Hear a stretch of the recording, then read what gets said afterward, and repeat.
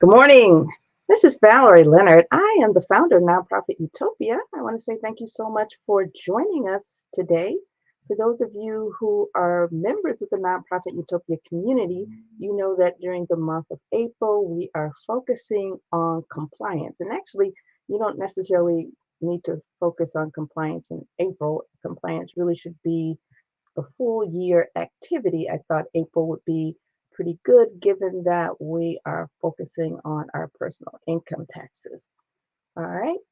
So today we're going to talk about how nonprofits really need to be in compliance, and it really takes a village to keep our organizations in compliance. And when we talk about compliance, all we mean simply is that we're following guidelines, following rules, and in some cases, following laws. All right, so without further ado, I am going to share my screen and then we will get into our presentation.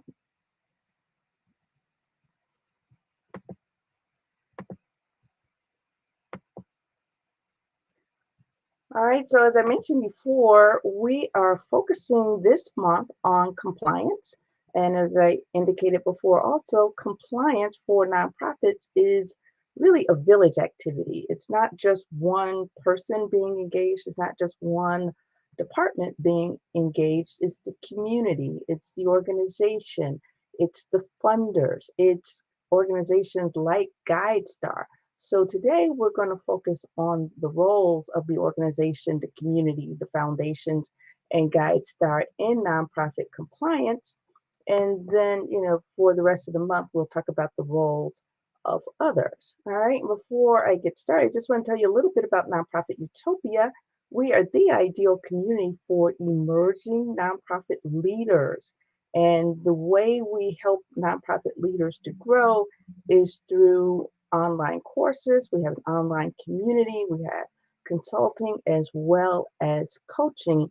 And again, if you're a member of the Nonprofit Utopia community, you will be able to not only access this recording as others will be able to do, but you'll also have access to some handouts that can help you to get your compliance in order, hopefully within the next 30 days.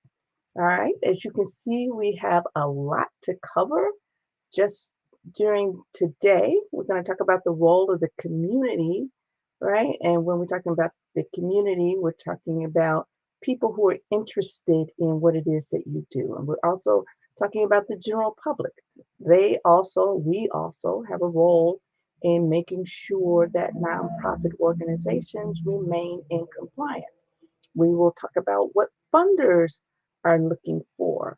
We'll talk about the role of GuideStar by Candid in enhancing transparency and encouraging, high performance in the nonprofit sector. We'll also talk about the roles and the responsibilities of the board and staff in making sure that we have adequate records, which also help us in our compliance process. And then we'll talk about the relationship between good board governance, right? And when we talk about board governance, we're talking about the way organizations make decisions, the way the board is actually leading the organization through policies and oversight and all that good stuff. And so we'll be talking about the relationship between board governance, fundraising, and regulatory compliance. All right, so as I indicated before, this is the third time.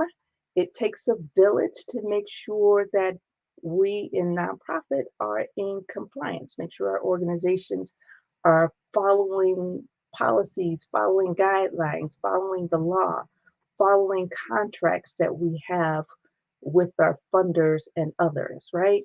So if we do this compliance thing right, we're going to have enhanced reporting and internal systems, and we're also going to have increased efficiency and greater accountability and enhanced capacity. So as you know, compliance actually builds your capacity to serve your clients and community. All right, so there are 8 major players in compliance, and the first one is the nonprofit organization. So you've got the board who has oversight for the organization, and ultimately the buck stops with the board. Regardless of what staff is doing, the board is ultimately responsible from a legal perspective. You also have the staff who is responsible to make sure that compliance happens. You have the IRS. The IRS is making sure that we file our Form 990s in lieu of the Form 1040 for income taxes. And they are also responsible for making sure that we file payroll taxes. We've got the Illinois Department of Revenue. They make sure that not only are we registered with them, but we have to pay state payroll taxes as well. And then we've got our organization's funders. And, when we get money from funders, we agree to a certain set of activities and deliverables, and they want to make sure that we follow through on our promises. We also have the organization's auditor. They are responsible for doing an annual audit to make sure that we have strong financial controls. And if we don't, they will let us know about it. We also have them providing technical assistance, in the event that they find that there's something that we're not doing correctly, and it's usually out of ignorance, it's not out of any malicious intent, they will help us fix it. All right, so next we have the Illinois Attorney General's office. They want to make sure that we are registered appropriately and file our annual reports so that they can make sure that, we're following the laws, so to speak. And if we're not doing what we're supposed to do, then the Illinois Attorney General's office can come after us. We also have the Illinois Secretary of State's office. We first come in contact with them when we start our nonprofit organizations, and then they want to keep in touch with us, every year so we could do our annual report. So just know that there's an annual report due to the Secretary of State as well as to the Attorney General's office every year. We're not going to focus on them today, but I just thought since it's in front of us, we would take this opportunity to do a reminder, right? And then finally, last but never least, we have the public. The public is the beneficiary of all of the activities of the organization. They're the end users, and they want to know about us because one, we're in their community space, right? And it's in the best public or community residents' best interest to make sure that nonprofits are good neighbors. They also care about compliance and the information that they can get from the process so that they can make informed judgments as to whether or not we're doing what we said we would do as nonprofits, and also to make sure that they can make informed judgments as to whether or not the products and services we offer are good for the community and whether or not they want to support us as partners or as donors. Okay. And if you have any questions, please feel free to post. And if you don't have any questions, if you're just passing through, just let me know that you were here by leaving your name and where you're from and all that good stuff. And I will make sure to respond to any questions or any hellos after we're done. All right.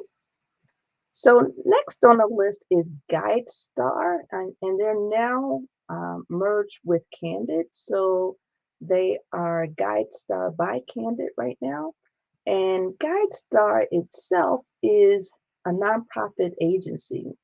They don't have any authority to regulate, but the power they hold is the fact that they're collecting data on every nonprofit organization that has filed a Form 990. And whether you give GuideStar permission or not, it doesn't matter. They have a relationship with the IRS such that every time we file, the IRS sends a copy of the filings we in the nonprofit arena have filed, and they have stored all of those data. They have a searchable database where you can look up any nonprofit organization in the United States to see if they're in good standing. You could do that on the IRS website. You can also do it on the GuideStar website and a number of other websites.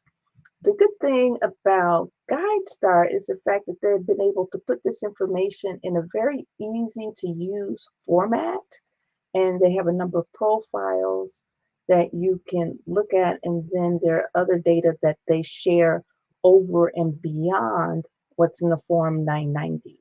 All right, and then you can make judgments about organizations.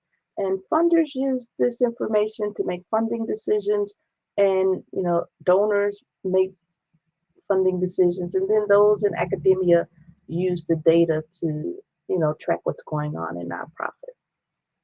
All right, so again, you can subscribe to them free, or if you want a higher level of data, you can feel free to pay for one of their supports. It's pretty expensive, but it's really, really good data, and you can use those data to make benchmarks and compare your financial performance with other organizations. All right, so there are a number of people and a number of ways that GuideStar data are used. The funders use GuideStar data to conduct their due diligence. And when I say due diligence, I'm saying that they're using that as part of their process of analyzing whether or not our organizations are a good fit. One, if they're a good fit. Two, if we're in good standing with the government, right? So you can check Form 990s, which tell you a lot of really good information. You could check the financial performance. You can also use their data, especially if you're willing to pay for it, to get additional data where you can run reports again and create a data set of organizations that are similar to yours, similar in terms of the number of revenue, similar to yours in terms of where you're located, similar to yours in terms of the mission that you have and all of that good stuff. And you can run your reports and compare yourself head to head with some of your competitors. You can also use GuideStar data to determine whether or not you're paying your executive director enough, whether or not you're paying them too much, making sure that you understand what the market rate is for executives, who are doing similar work, who are working for organizations with similar budgets. And then again, you can use the data for benchmarks and compare yourself to average organizations that are similar to yours. Nonprofits can use GuideStar data again to set up those benchmarks and compare themselves. Just like the funders are using these benchmarks to compare nonprofits to other organizations that are coming to them for funding. You as a nonprofit can use those same data to see how you're doing, again, next to your competitors. You can review your Form 990, make sure that the information is accurate, right? You can also determine whether or not you're paying your chief executive appropriately. And then you too can conduct a financial analysis of your organization as compared to other organizations that are similar. All right, individuals, individual donors, and then people who are in the general public, you can use the GuideStar data to create your own data sets again to compare organizations in your community, similar organizations. Look at how much money is coming in, how much money is going out, get a better understanding as to how much money is spent on administration versus programs and all that good stuff. You can also, if you're an individual donor, use this information to decide whether or not you want to invest. And then again, you can see whether or not the chief executive is being paid appropriately. All right, again, if you have any questions, any comments, please feel free to post. Next on the list is the community and the general public. And the role of the community and general public, again, we want to make sure that we hold our organizations accountable, right? Just so you know, and you might know that in exchange for not having to pay taxes, there is a commitment on the part of nonprofit organizations to be transparent. In fact, nonprofit organizations, even more so than publicly traded private corporations, have to disclose more information. That just goes with the territory. In exchange for your tax exempt status, you need to be more transparent than others, right?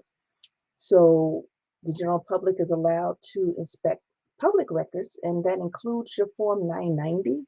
So a good practice is really to have your last 3 years worth of 990s posted somewhere on your website so that the general public can view it.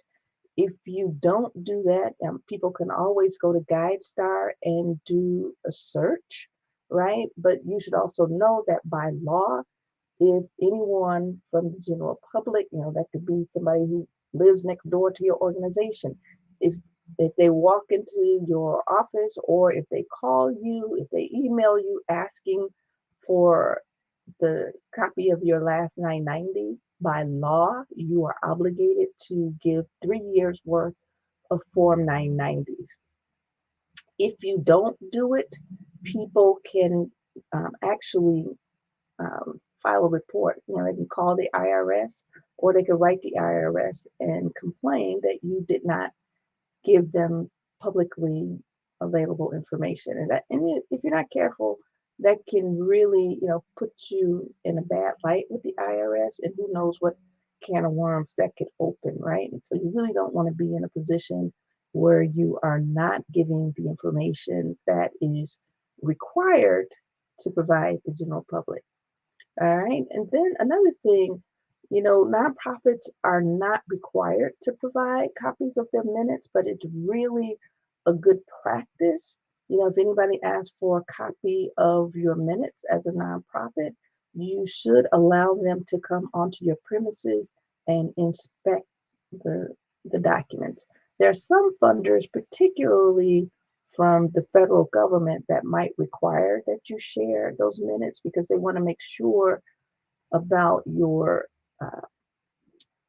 they want to make sure that there's good governance, make sure that the board is engaged, make sure that the board is uh, aware of major expenditures. So, for those large multi-million-dollar government grants, especially for construction, they may want to see those minutes to make sure that the board is properly functioned before they actually give you money.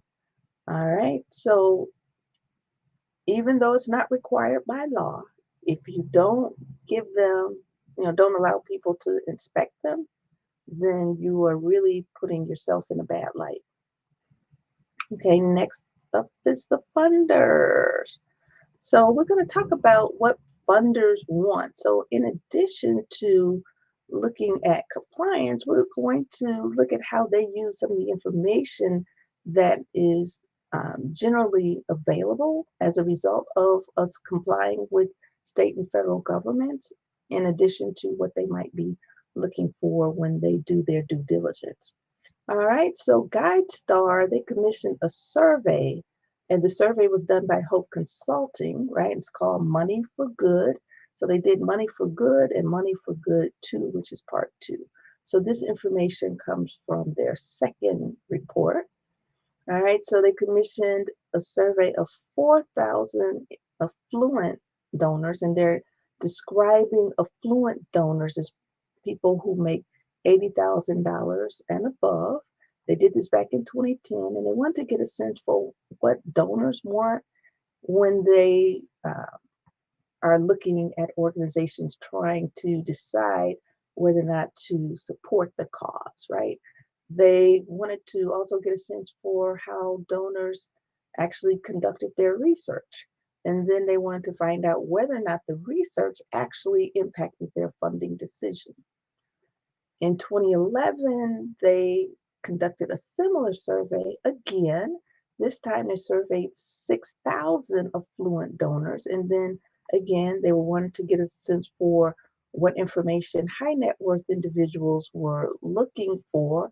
They wanted to know how the high net worth individuals actually got their information, what channels they use. And then they wanted to know the typical format that they'd like to see the information they get.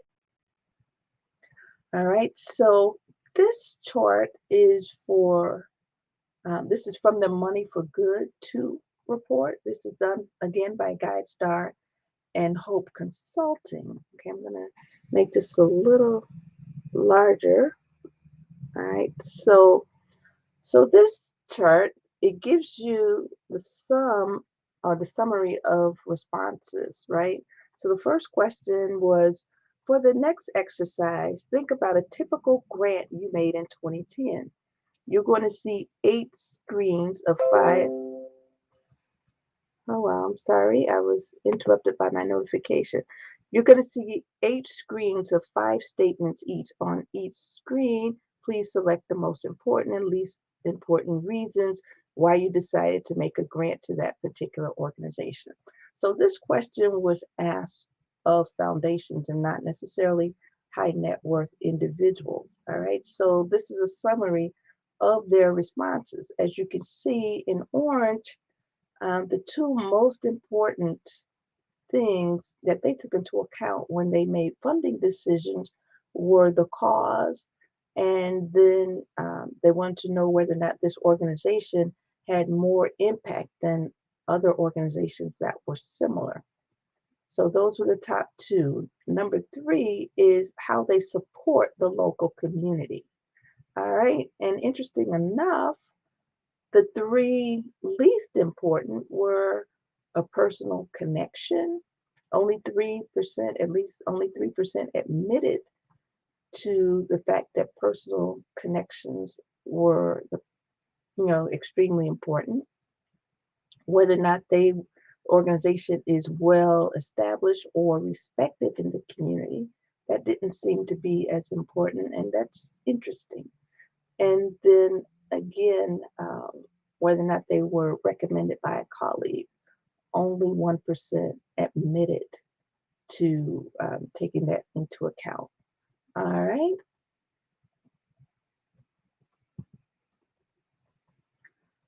They also found that foundations take research very seriously, and then they also compare organizations, nonprofit organizations, to see, right? To see how they stack up with other organizations. All right. So it's interesting that 89% of the grants that they actually gave out were researched. Only 11% were not researched. And when we look at the column for what they want, we find that when foundations actually do research is often to compare the nonprofits. So 73% indicated that they use the research to determine whether or not they're going to give. 48% said they use research to determine how much they're going to give. And then 42% said that they use the research to compare in order to choose between organizations. So that's really, really interesting, right? So what this tells me, for you as a nonprofit, you have to really make yourself stand out, right? There are over 2.7 million, and that's million organizations in the United States, right, who have been registered with the federal government. So you need to do something to make sure that you stand out as an organization.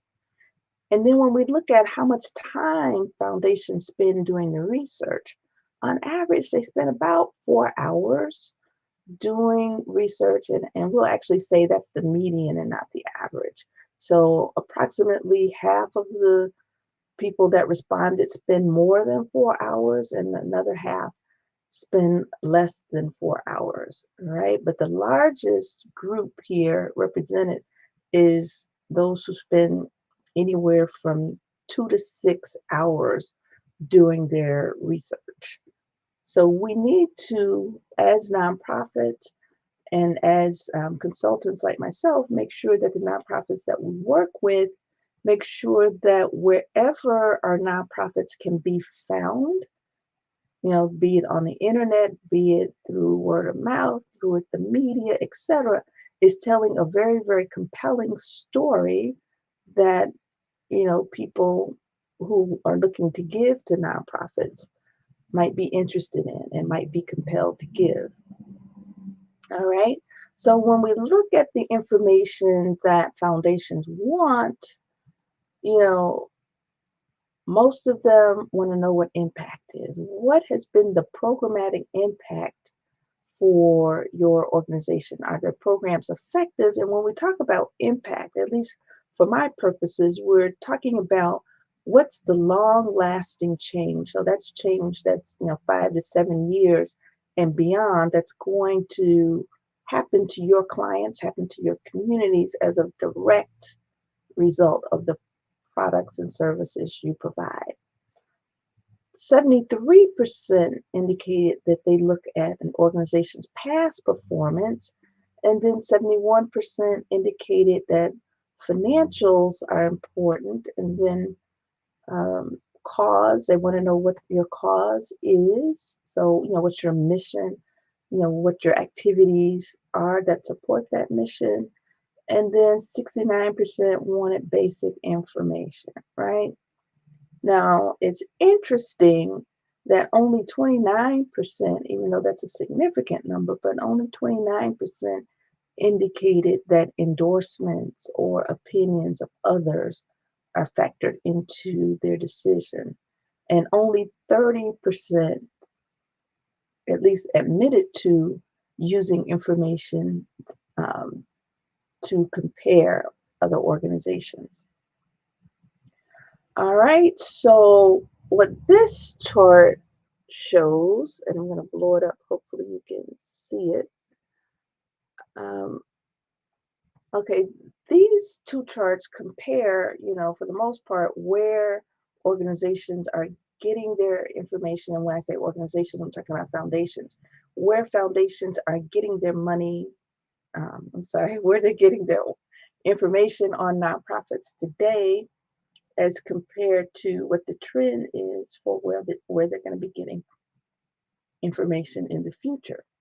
All right, so at the time this report was done, remember this was done in 2011, 2010, right? So the landscape has probably changed significantly since then, but I still think that this chart is instructive for today.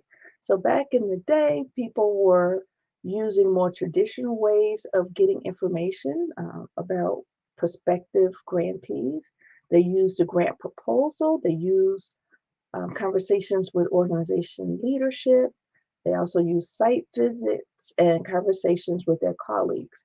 And let's be clear, these are still the main sources for information, but increasingly they're using third-party sources of information. They're using technology, right? So they're using third-party nonprofit research and evaluation parties such as a GuideStar. They're probably also using databases that are provided by the federal government. 18% use federal government websites like the IRS, the Attorney General's office, the Secretary of State's office, just to make sure that before they give, that the organizations are in compliance. Another top source of information is the organization's website.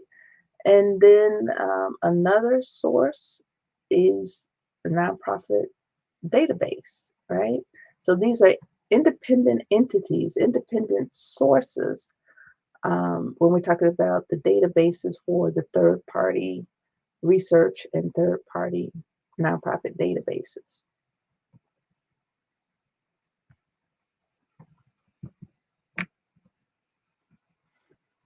All right, so what does this mean for nonprofits?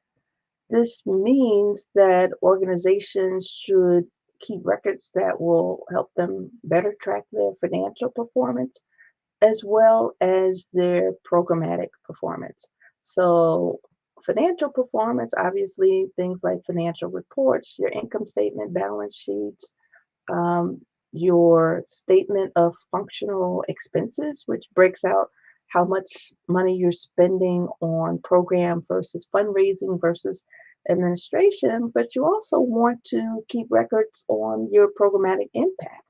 It might be helpful to create scorecards so that people can see at a glance where you have really made a difference in the lives to your clients as well as in your community.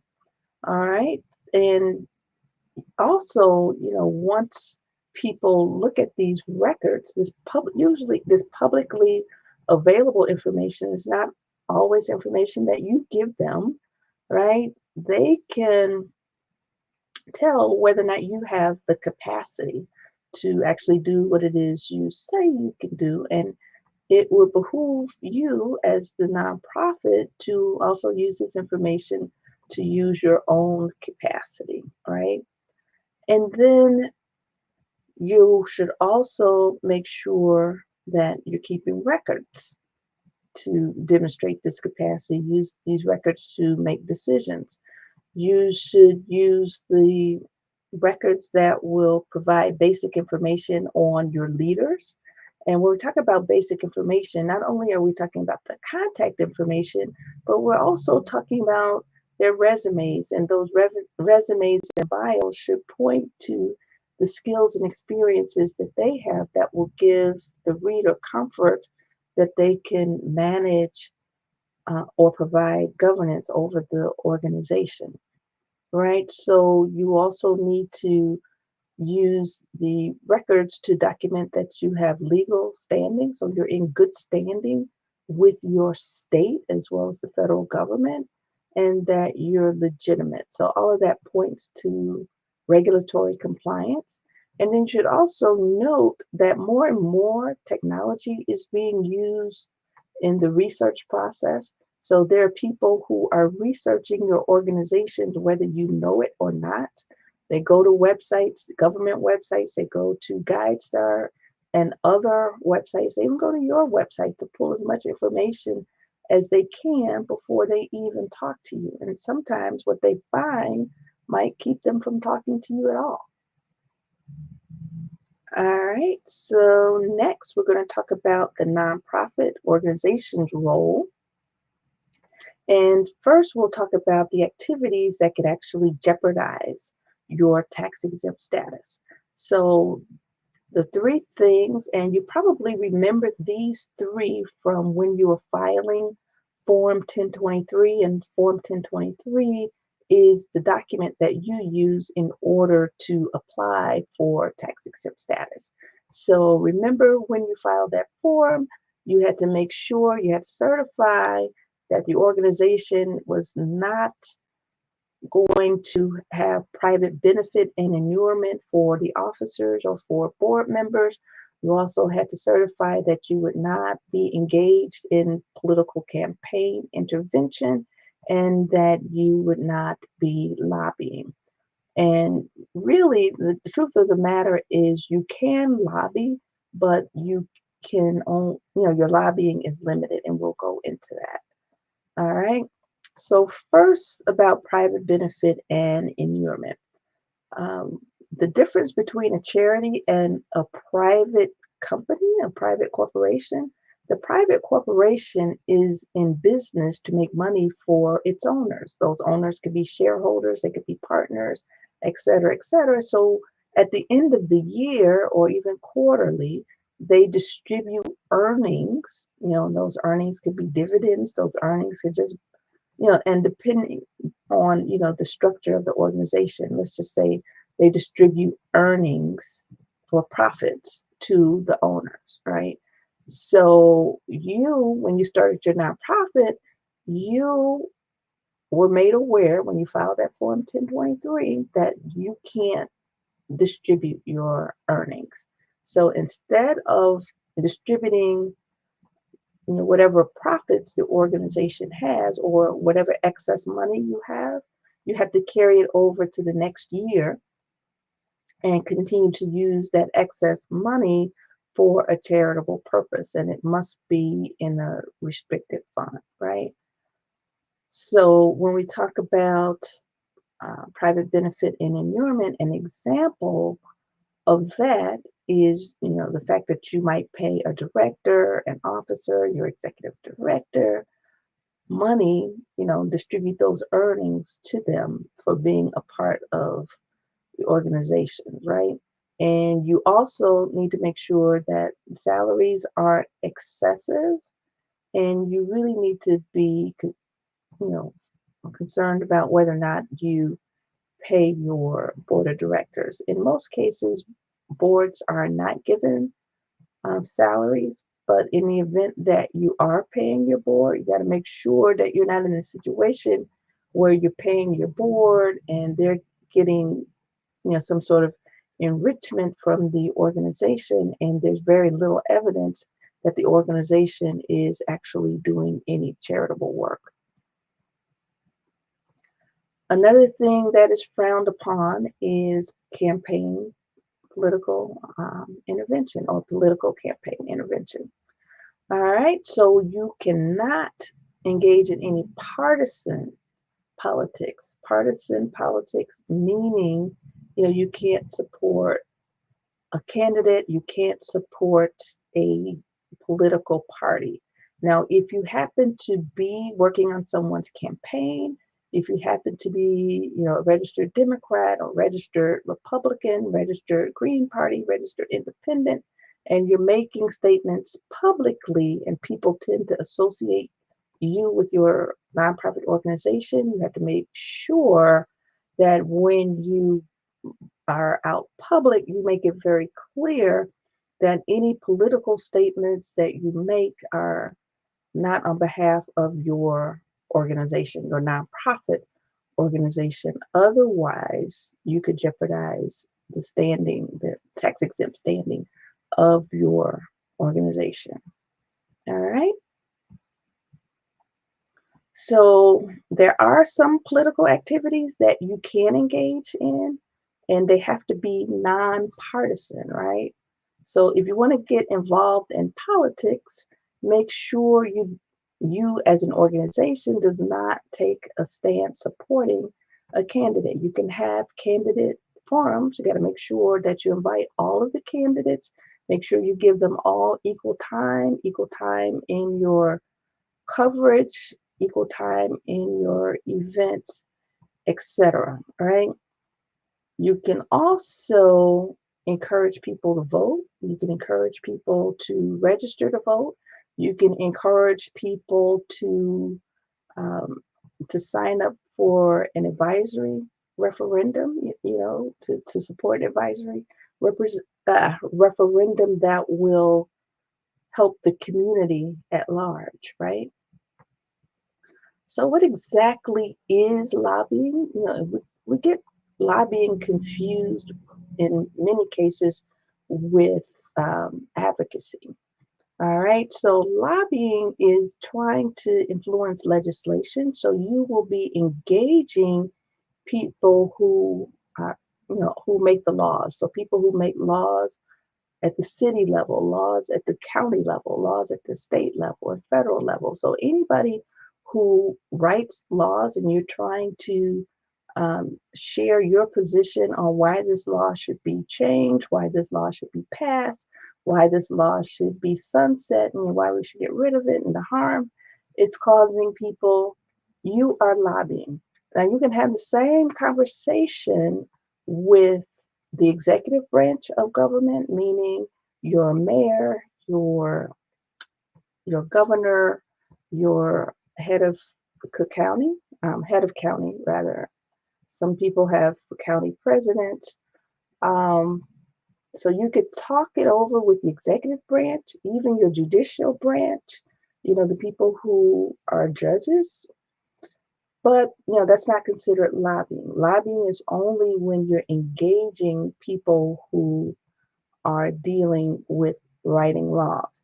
Now, in Chicago, there's an ordinance that the mayor would like to put on, and it's meeting lots of resistance. She wants to consider talking to her, people who actually work for the government who aren't elected officials working in the areas of creating laws.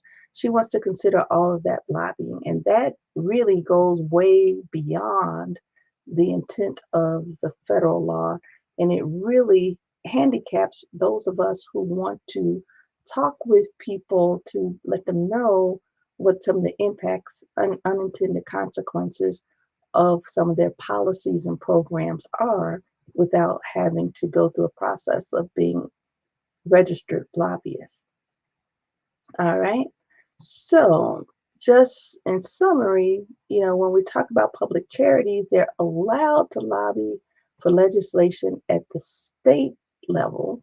But if you get to the point where you're spending a substantive amount of time or substantive amount of money, then you're going to have to register, right? You're going to have to register and disclose those lobbying activities, and you would disclose those on Form 990. All right, so what can you do, right? You can involve yourself in issues of policy, public policy, without being considered lobbying, so long as you're not spending a substantial amount of time, right? So you can have educational meetings about different issues, about different programs. You can prepare educational materials, and then you can also consider public policy issues in an educational way, look at the impact it has to the community and to residents and to your clients and to the nonprofit sector as a whole. So that is something that nonprofit organizations can do. All right, so there is also at the federal level, there's a substantial part test. So if you are spending a substantial amount of time, a substantial percentage of your activities doing lobbying activities, you have to disclose it. If you're spending too much time, if you're spending an inordinate amount of time engaging in lobbying activities, then you could suffer a number of consequences. So you could potentially lose tax exempt status. You could actually be charged an excise tax equal to 5% of your lobbying expenditure. So 5% of the money that you're spending on lobbying, that could be taxed to the federal government, all right, for the organization. And then you could have on top of that another 5% tax on organization managers, board members, individually and as a whole, as a group who have been engaging in lobbying activities, spending, more time lobbying than actually doing your mission work. All right, so there is also the expenditure test. So the first test looked at, how much time you spend, and this test looks at how much money and resources you're spending on your lobbying activities, right? So there's a sliding scale here, right? And it goes for organizations that are under $500,000 all the way to more than $1 million. So I'm not going to go into detail, but you can see as your budget increases, then the more you have to pay in terms of the penalty if you're caught spending too much of your organization's resources on lobbying. All right. So you have required filings under the expenditure test. So you need to look at Form 5768 to see, what the requirements are. So under the expenditure test, an organization that engages in excessive lobbying activities for a 4-year period, more than 4 years, can lose their tax exempt status, making all of that income that you're bringing in subject to federal income tax. All right. And should the organization exceed the lobbying expenditure dollar amount, so this is under, looking at the dollars you're spending, you have to pay an excess tax equal to 25% of the excess. And when we talk about the excess, that's the amount that you spent over the amount that you are allowed. And remember, this sliding scale gives you the amount. All right. So I think we can all agree that record keeping is very, very important. It's important to keep good records for a number of reasons. One, you want to be able to find things when you're looking for them. That's a very basic reason, but you also want to make sure that you have the information that you need in order to give funders what they need when they ask for it, and able to give government entities the information that they need. All right, so typical records that you want to keep are funders reports, Form 990s, Form AG 990, that's the state equivalent of the Form 990, your Secretary of State's annual report, articles of incorporation, any payroll taxes that you paid, any registrations with the Attorney General's office, not only the registration, but those annual reports, the AG 990, and registration with the Department of Employment Security, registration with the Department of Revenue. And your typical financial records are going to be things like your budget, your income statement, your balance sheet, right? You want to have a record of budget versus actual when you do your statement of revenue and expenses, which is your income statement.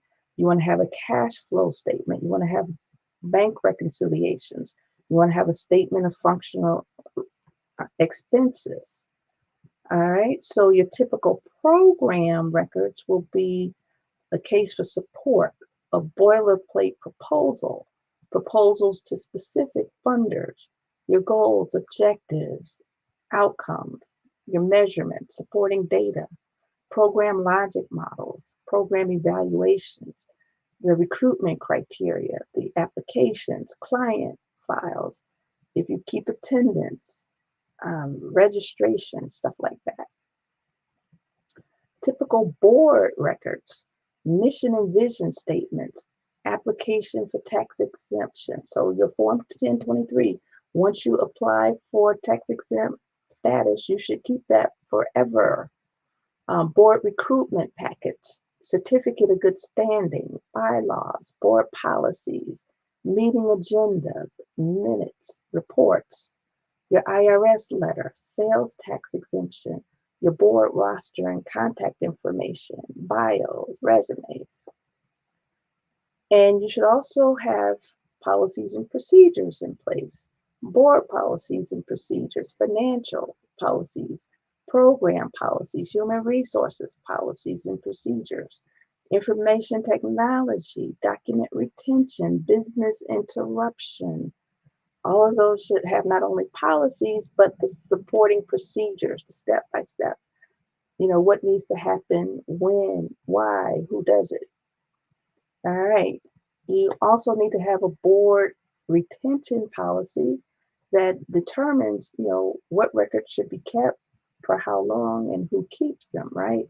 So the first set of records is permanent records. So a charity might need to keep some records permanently, and these include application documents for, again, your 1023, a determination letter that recognizes that the charity is tax exempt, and also under what section of the law is exempt, and other related documents like your board minutes. Your employment tax records, you need to keep those for at least 4 years after the taxes are due or paid, the later of the two. All right, so records that you keep that are for non-tax purposes, you should keep them until they're not needed, right? So for an example, an insurance company creditor, um, people that make grants to you or state agencies, they have certain requirements and you should follow whatever their guidelines are in terms of how long you should keep those documents. All right, so this ends our presentation. If you have any questions, please feel free to post. If you want to contact me directly, you can email me. And if you are a member of the Nonprofit Utopia community, we do have office hours. You can sign up for an office hour and we can talk about your compliance. All right, so I'm going to check their comments and see what your questions have been.